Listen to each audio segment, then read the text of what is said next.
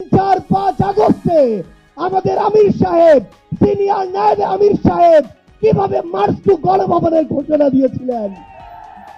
আমরা স্পষ্ট করে আপনাদেরকে একটা কথা বলি, এই 24 পরবর্তী বাংলাদেশে আমরা যারা অভ্যুত্থানের সহযোদ্ধা ছিলাম, আমরা আগামীর বাংলাদেশে আর কোন ফ্যাসিস্ট কোন নামে কোন ব্যক্তিকে সামনে রেখে কোন দলকে সামনে রেখে এই বাংলাদেশে দাঁড়াতে পারবে না। এখন জনগণের সামনে আমাদের দৃষ্টান্ত স্থাপন করতে হবে। আমরা আমাদের কাজের মাধ্যমে প্রত্যেকটি ক্ষেত্রে যেন সেই দৃষ্টান্ত স্থাপন করতে পারি। আজকে যখন আমি আসছিলাম, রাস্তার আশেপাশের প্রত্যেকটি মোড়ে আমার ইসলামী আন্দোলন বাংলাদেশের সহযোদ্ধারা ট্রাফিকিং এর কাজ করছে।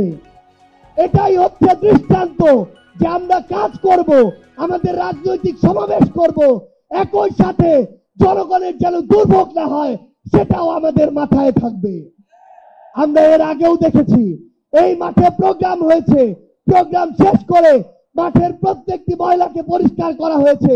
এটাই হচ্ছে আগামীর বাংলাদেশের দৃষ্টান্ত যে আমাদের যারা সাময়িক যদি কোনো সমস্যা হয় আমরা আবার ঐক্যবদ্ধভাবে সেই সমস্যার সমাধান করব। একটা জিনিস মনে রাখতে হবে, এই অভ্যুত্থানে আপনারা যখন ঢাকার গুরুত্বপূর্ণ পয়েন্টগুলো থেকে শুরু করে দেশের বিভিন্ন রণক্ষেত্রে অংশগ্রহণ করেছেন, আপনাদেরকে পাঞ্জাবি পায়জামা টুপি দেখে টার্গেট কিলিং করা হয়েছে। আমার মাদ্রাসার অসংখ্য ভাই এই টার্গেট কিলিং এর শিকার হয়েছেন। আগামীর বাংলাদেশে কেউ যেন কাউকে ট্যাগিং করে টার্গেট কিলিং এর শিকার না করতে পারে সে বিষয়ে আমাদের ঐক্যবদ্ধ থাকতে হবে। আমরা সংস্কার বিচারকে সামনে রেখে আমাদের এই লড়াই করছি।